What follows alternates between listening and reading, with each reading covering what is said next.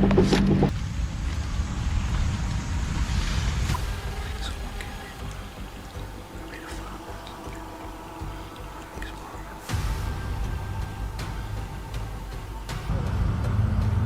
my god, dude.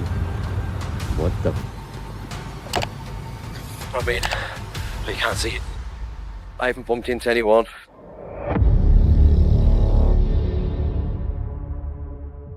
Some encounters don't begin with monsters. They begin with isolation. A solo hiker survives falling rocks beside boiling springs, while a late-night driver finds a motionless figure standing in the middle of the outback road. When the place is this remote, how do you know what's harmless and what's waiting? On June 21st, 2023, in southern Taiwan, Valerie, the creator of the YouTube channel Valerie, Adventure Travel and Raw Moments, started her first full-length journey. Her channel records raw solo travel centered on real moments in remote, natural settings. Leaving late in the day, she went alone toward Lulu Hot Springs, a lesser-known geothermal spot concealed far inside the mountains. The goal was a straightforward hike for hours, camp alone, and sleep on earth heated from underneath. From the beginning, the scenery felt calm but unforgiving. Here at the junction, where it goes to Lulu Springs this way. So for me, it was pretty much 1 hour, and I'm sweating like hell. I regret that I started at 12. Into the jungle.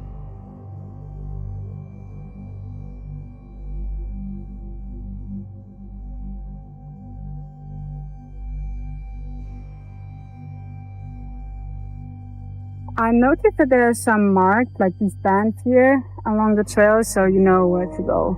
It's very helpful also.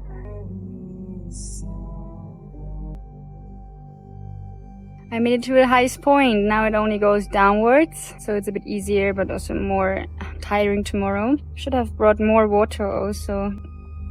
I only have like 1 liter left, and I still have today and tomorrow. Okay, here it really gets steep. There are some ropes attached. It's so crazy. It really smells like egg here, kind of sulfur. Yeah, the smell, you can tell it's a hot spring coming from deep in the ground. The trek happened under brutal heat. Sweat built fast as Valerie followed faint ribbon markers across steep forest terrain, grabbing ropes where the trail broke beside drops. The sulfur odor became heavier as the soil warmed under her feet. After almost 4 hours, she arrived at the river, deserted, still, and filled with geothermal energy. I made it! No one's here. Wow. So cool. Is that stone? I don't know. Ooh! Wow, it's so hot. It's like coming straight from the boiler. Every few meters there were holes where hot water bubbled out and collected in puddles. This one was probably 70 degrees hot.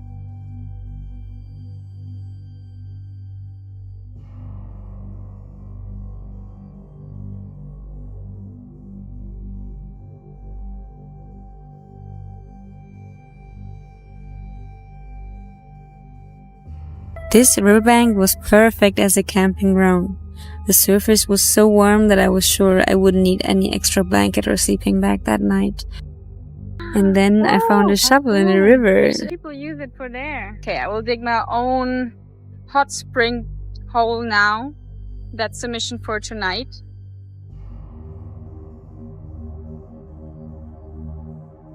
I'm collecting some wood and grasses for a bonfire I want to make. These are good for starting a fire. I bought some fried rice in the restaurant before I came here. And that's what I'm gonna have for dinner. It's crazy. Wow. I really don't need more than just my yoga mat. And yeah, this pillow, and that's it. Boiling water poured from cracks in the stone marking the ground with strange colors. Using a discarded shovel, she dug a small hot pool beside the cold water and stayed there overnight lying on a yoga mat while warmth radiated through the earth. I'm now heading to the heart of Lulu Hot Springs, the main steamy area. It's located in a canyon, which makes it a bit dangerous because it's a rockfall area. You can feel how hot it is even without touching the rocks. Also, my ring changed its color. It was golden before. It's because of the sulfur.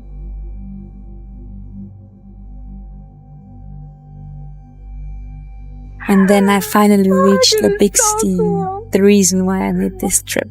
I saw it from a distance already, but being so close to it hit different. Few rocks were falling down right there where I was walking before, and they were quite big, so it's quite dangerous here. Should leave soon, I guess. At sunrise, she crossed the river and followed it upstream into a tight canyon, clouded with steam. There, in the center of Lulu Hot Springs, tall vents and scalding air closed around her. Soon after, heavy rocks dropped from the cliff above, smashing onto the trail she had just walked. I'm really exhausted from yesterday and today as well. I actually packed 2 boxes of fried rice, but since it was still warm when he packed it and I didn't let it cool down, the condensation made it going off pretty quickly, so I can't eat it anymore. And yeah, my lack of water, of course. After about 3 hours of climbing vertically with close to no break, I made it to the top. Hallelujah. I made it. From now on it goes downwards, so it's easier, but be aware it's also very slippery. My last bit of water. But almost there. I'm so lucky. I was walking down the last few meters and then the star stopped last day if I wanted to hop on. Thank you so much. Bye-bye. The return became tougher. With little water remaining and ruined food, she climbed for hours before reaching the road where locals helped her get back to town. This trip was not haunted, but it was dangerous. Heat, falling rocks, exhaustion and isolation turned natural beauty into quiet danger. When nature gives no warning and no second chances, how close can beauty and danger truly stand before one turns into the other? This footage was filmed on the night of May 22nd, 2023. The man behind the camera is Alex, a long-haul truck driver from the YouTube channel Alex Nino, which documents real trucking life, overnight deliveries, and sleeping on the road. What begins as a normal night soon turns tense mechanical worries, tight delivery pressure, and little time to truly rest. By the end of the night, Alex realizes the danger was not mechanical at all. Hey boss, do you guys have def? Yeah. Yeah? Oh, perfect, man. My truck was about to turn off on me, so I parked right there. I'll put the def at my pickup, at my delivery right now.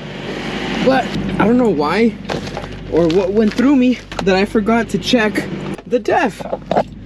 And the def is pretty much diesel exhaust fluid. If the truck runs out of it, you're done. Your truck will turn off. It's like you pretty much ran out of gas in your car. I was gonna make this delivery and then go put the def before my truck turns off on me. I go to this location right here. Man, after this delivery, I have to cross the Bay Bridge. If this truck turns off on me on the Bay Bridge, I'm screwed. Just stupid cars next to me. All right, now what I'm gonna do, I'm gonna brake it a bunch like this. That way my trailer goes all the way to that door right there. Go up. See how my trailer door is right there? My trailer's right there. Watch this. Get it super close to that right there. Bada boom, bada boom. Your boy is in the building. Early on, Alex sees that his truck is almost out of DEF diesel exhaust fluid. If it runs empty, the truck can shut down completely. With the gauge close to red, he stops at a Shell station to buy a gallon, worried about crossing the Bay Bridge afterward. At the delivery site, another problem appears. Oh man, I'm all messed up right now. I have a pallet that's a single pallet right here. That's literally right at the door with no load lock, not secured, because I didn't have my load lock in the trailer. So what I'm gonna have to do right now is open this really carefully and hope that pallet did not tilt over.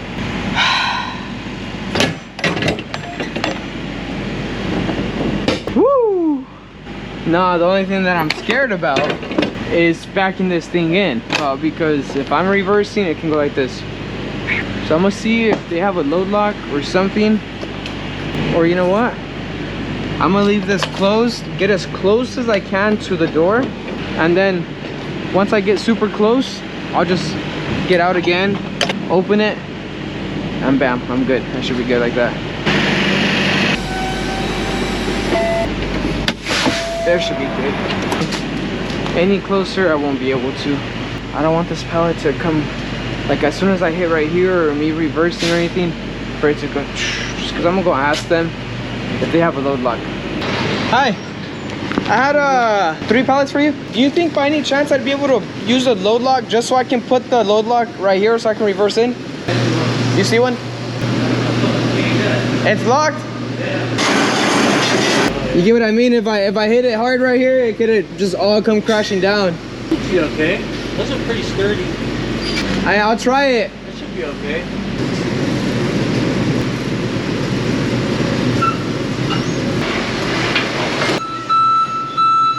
Alright, let's go put some Def Boys before my truck turns off. Let's go, little Defy. Ugh. One pallet is sitting loose at the trailer door with no load lock securing it.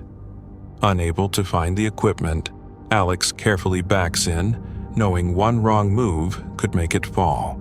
After that, the night finally slows. Inside his truck, his second home, Alex sets up a portable Bluetti power station and takes a brief break, thinking the worst is over. Then, while parked in a quiet residential area to sleep, he spots a man outside the truck close enough to try the door. The doors are locked.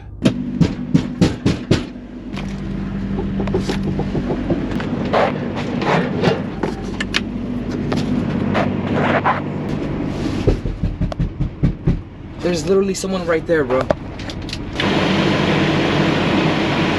Oh my f***ing...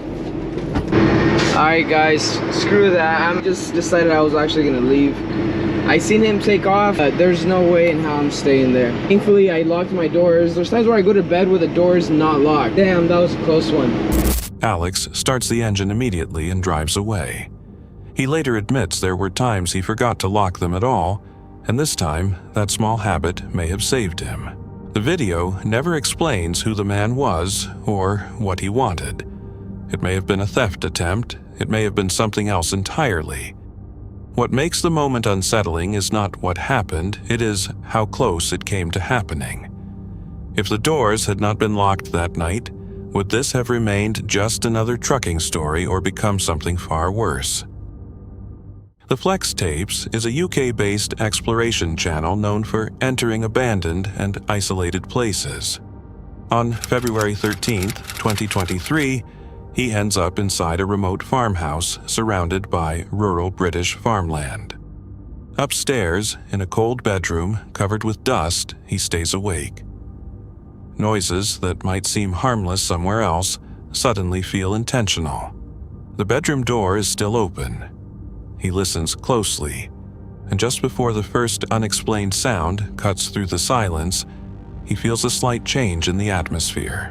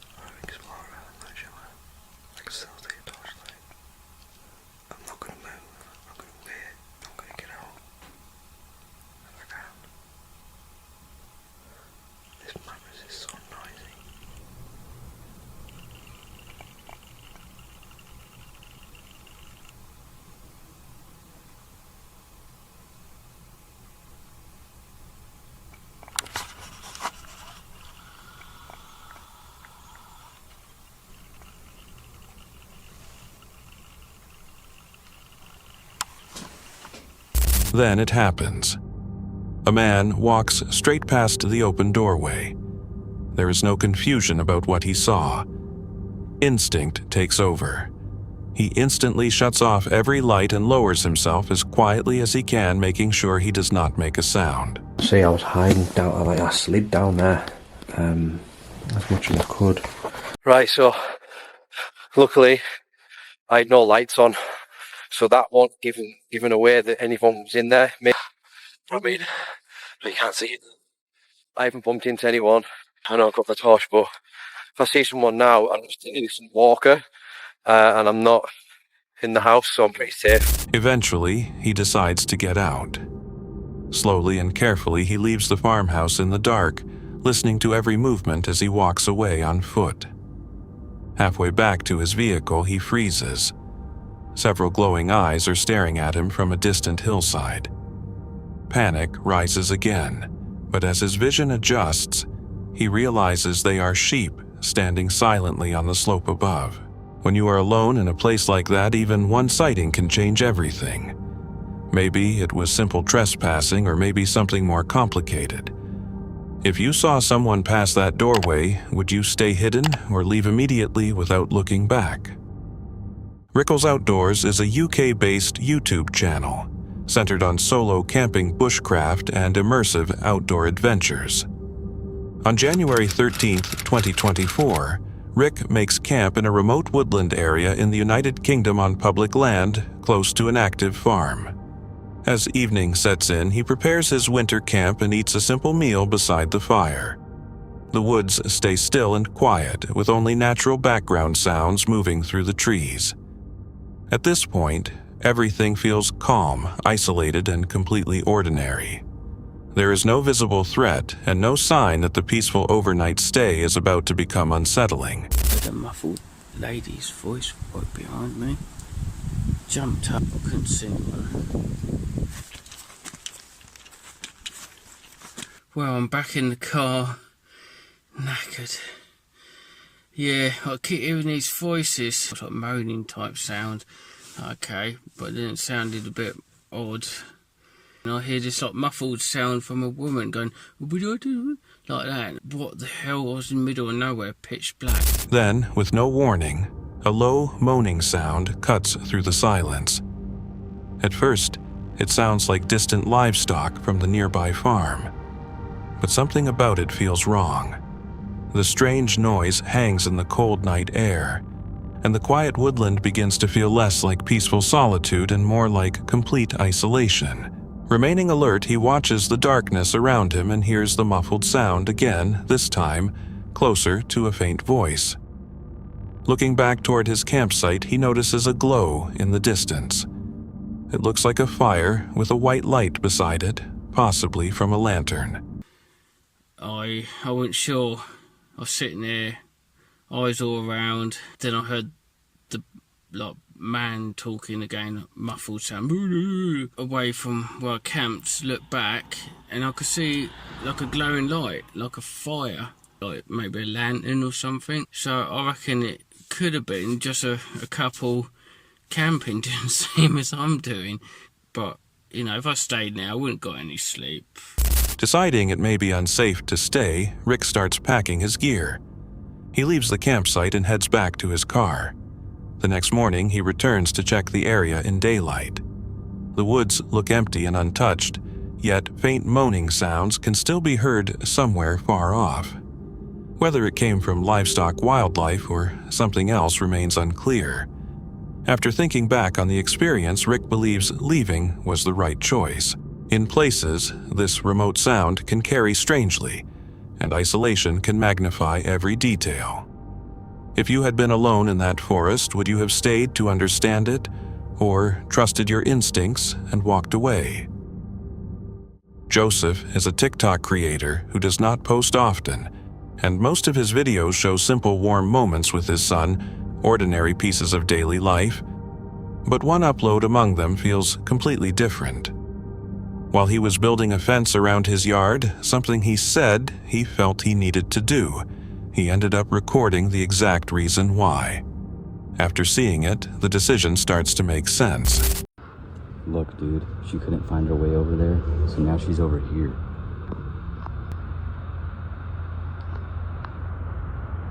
Do you see her? Look at that face. It's right there staring at me. Oh my god, dude. What the fuck? She's crawling through all this shit, bro.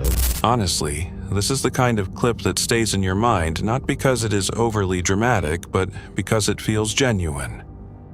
What makes it more disturbing is that Joseph has a young son, and seeing a woman crawl through the bushes just to peer into their yard changes the entire feeling. At first, it is difficult to understand what is happening, but once the image is zoomed in, it becomes clear. Her face, along with the way she stays low and concealed, is hard to dismiss. Joseph also captured a still image from another moment shown here, and without exaggerating, it gives off an old folklore feeling, almost like something from a story about witches. Small details, such as movement, posture, and timing, can turn a normal moment into something far more unsettling, especially in situations that feel like a camping encounter where awareness matters. When someone moves that way and remains hidden, it changes how the situation feels. So if you were in his position, would you ignore it or take steps to protect your space? This video was posted on April 2nd, 2022 by an Indonesian exploration channel called Joe Cal. The channel features abandoned places and locations with dark pasts, but sometimes follows solo camping trips into remote forests. This particular upload documents a 3-day camp in a forest in central Java, and what happened on the second night left him deeply unsettled. Jadi teman-teman, hari ini kita akan mencoba untuk survive di tempat yang sekali tempat ini, dan aku bener-bener sendirian di sini. Kita akan solo camping di tempat ini. Itu di bawah situ ada kali, kayaknya bagus buat ngecamp ya. Aku udah survei tempat ini dan aku nemu beberapa titik yang cukup bagus untuk. Ini aku udah bawa tendaku, baju ganti, makan, mie instan sih. Terus tenda ini, tapi aku beli di all shop tendanya yang nggak tahu ya, ini tenda paling murah gitu ya. Oke, forget it. Cukup intronya. Mari kita langsung cari spotnya ya. Di sini bakalan lembab dan hujan nanti malam. Karena nggak tahu ya, ini Maret tapi masih hujan. Joe found a good place far inside the forest and set up his camp. The first day passed normally. He fished, cooked, and spent time around the campsite. The first night also passed without anything strange. That changed while he was sleeping on the second night. Di luar masih hujan. Kalian dengar nggak? Kalian dengar nggak? That's scary. Kalian dengar suara itu nggak? Anjir, itu bikin aku kebangun. Anjir, aku nggak tahu nih jam berapa sekarang. Pelan banget suaranya, tapi semoga kalian denger ya. Anjir, hilang suaranya. Suaranya hilang. Suaranya hilang. Dewas. Anjir, senterku mana nih? Aduh, pencet. Aku buka dulu. Hilang suaranya. Hilang suaranya. Anjir, padahal nggak ada siapa-siapa loh. Man. Apa tadi? Sumpah merinding aku. Anjir lah. Anjir lah. Tadi suaranya kedengeran kan? Kayak suara cewek kan? Man. Tutup aja deh. Di luar lagi hujan, teman-teman. Lagi hujan di luar. Something woke him up, a noise coming from outside the tent. It was loud enough and unusual enough to pull him out of sleep right away. The sound seemed like a woman's voice. It was nearby, and it felt human. Joe stayed inside the tent as it continued, unable to tell whether it was really a person or something else. When the noise finally ended, he went outside to check. Nothing was there, no sign of anyone, no movement among the trees. The most realistic explanation is that it may have been someone lost in the forest, confused, frightened, and calling out without knowing where to go. A dense forest at night with no visibility can easily disorient someone, and fear can make a person's voice carry in strange ways. Even with the uneasiness, Joe stayed.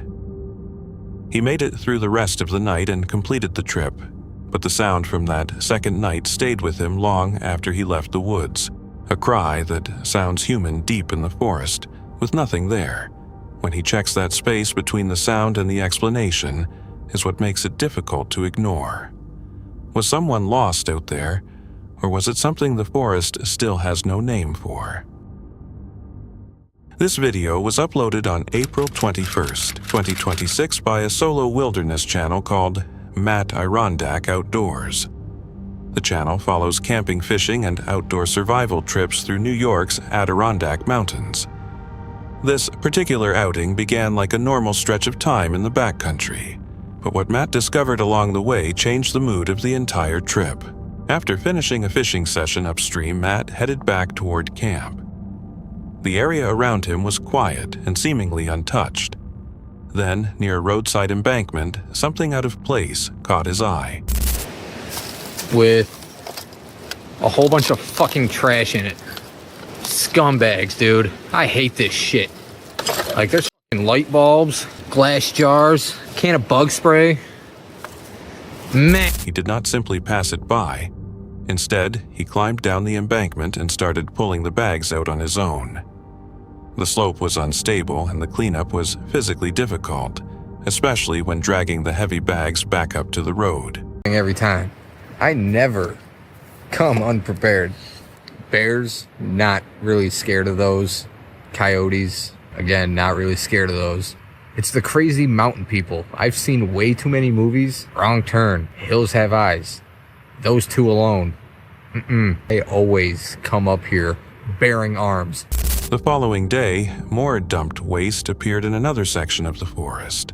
That second discovery made it clear the first one had not been an isolated case. Near the end of the trip,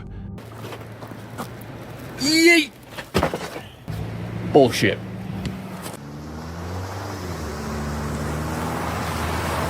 It was a fun weekend. Didn't have to kill ourselves to catch a fish. Did forget a couple things like the milk and the creamer and the water, but that's okay. We learn from our mistakes, right? unexpected snow moved into the area. Before leaving, Matt returned to collect the remaining debris and scrap metal that still had not been removed. He finished clearing it before heading out of the mountains. Illegal dumping in remote places is a serious ongoing issue. Broken glass chemical containers and metal scraps abandoned in the wild can hurt animals, pollute water sources, and create danger for anyone traveling through the area on foot. The farther into the wilderness it happens, the less likely anyone is to clean it up. What would make people stop and think before driving into a place like this and leaving their trash behind? In mid-June, Instagram user Palmy Dillon posted footage from a late-night drive across the Australian outback. On a dark, empty road with no lights around his headlights, caught a strange figure ahead, instantly turning an ordinary drive into something deeply unsettling.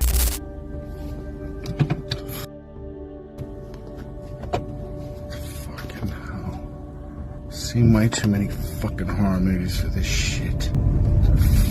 Hell. You're a fucking psycho, mate! One figure stood completely still in the middle of the road, facing the approaching vehicle. Instead of stopping or turning around, the driver slowed down, passed carefully, and then sped away into the darkness. The figure did not react, did not move, and made no attempt to follow. After the clip spread online, viewers were split. Some thought it was a person, while others believed it may have been a mannequin placed there intentionally to frighten drivers or make them slow down on that isolated road. In places that remote, even harmless objects can feel dangerous. If it was not a person or an accident, what exactly was standing there and why? That's it for tonight. Which moment creep? Drop it in the comments. Have your own story. Share it with us, and stay tuned. The next one is even darker.